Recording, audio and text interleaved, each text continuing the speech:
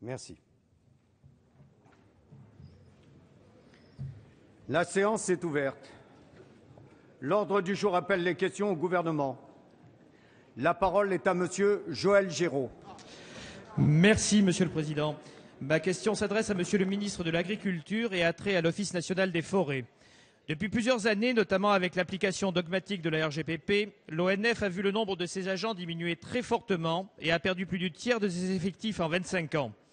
Nous avons tous encore en mémoire la vague de suicides de l'été 2011 qui nous alerte sur la profondeur du malaise social au sein de l'ONF, traversé par de vives inquiétudes quant à son avenir. Ce malaise est alimenté par les différentes annonces contenues dans le plan 2012-2016 signé entre l'État et l'ONF, qui ne tient pas compte des enjeux locaux et de l'importance de la filière bois-énergie, de la filière bois-construction sur nos territoires, ni de la transition énergétique. Un exemple, alors qu'au niveau national, on annonce une diminution des effectifs de 7,5% sur 5 ans, un département comme les Hautes-Alpes, avec des enjeux considérables en la matière, est pénalisé 2 fois plus que la moyenne, avec une diminution de 15,9% des effectifs.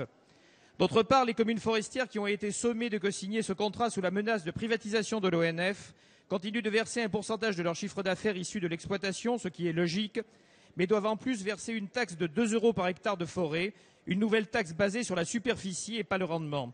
Elle est fortement pénalisante pour les communes dont une grande partie de la forêt n'est ni exploitée ni exploitable, ce qui représente jusqu'à 80% des forêts de certains massifs. La nouvelle contrainte budgétaire, loin d'être symbolique, va ralentir les investissements que les communes doivent faire pour soutenir les filières d'avenir que sont le bois construction et le bois énergie. Les sommes allouées à l'État ne seront plus investies localement. Certaines communes en arrivent même à souhaiter soustraire au régime forestier leurs forêts, alors que ce régime forestier apporte un statut protecteur aux forêts qui sont notre bien commun. Alors, Monsieur le Ministre, seules de véritables assises nationales de la forêt peuvent refonder les bases mêmes de l'ONF et lui assurer un mode de financement durable et par là même les moyens d'accomplir ses missions d'intérêt général. Ma question sera double.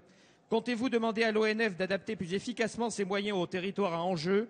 Et trouvez-vous juste que les communes disposant de forêts improductives classées à caractère environnemental ou de protection financent majoritairement le plan de retour à l'équilibre de l'ONF? La parole est à Monsieur Stéphane Le Foll, ministre de l'Agriculture, de l'Agroalimentaire et de la Forêt. Monsieur le Président, Monsieur le député, vous avez évoqué la situation de l'ONF, mais plus globalement la situation de la forêt française. Nous avons la 3e forêt en superficie d'Europe et des difficultés au niveau de l'équilibre économique, en particulier de l'ONF, qui vit, vous le savez, en partie de la vente du bois. Le marché du bois aujourd'hui est en difficulté. Tout le travail qui est engagé au travers des assises de la forêt, c'est de retrouver des débouchés au bois français et de permettre, à partir de là, de redresser ce marché et de permettre justement pour l'ONF de trouver là des financements qui lui permettent de trouver l'équilibre budgétaire au sein de cet office ancien, réputé et qu'il faut préserver. Vous avez évoqué la question des taxes qui sont payées par les communes, que ce soit sur la forêt productive ou sur la forêt non productive. L'espace forestier est en fait un espace entier. Il faut le traiter de manière globale.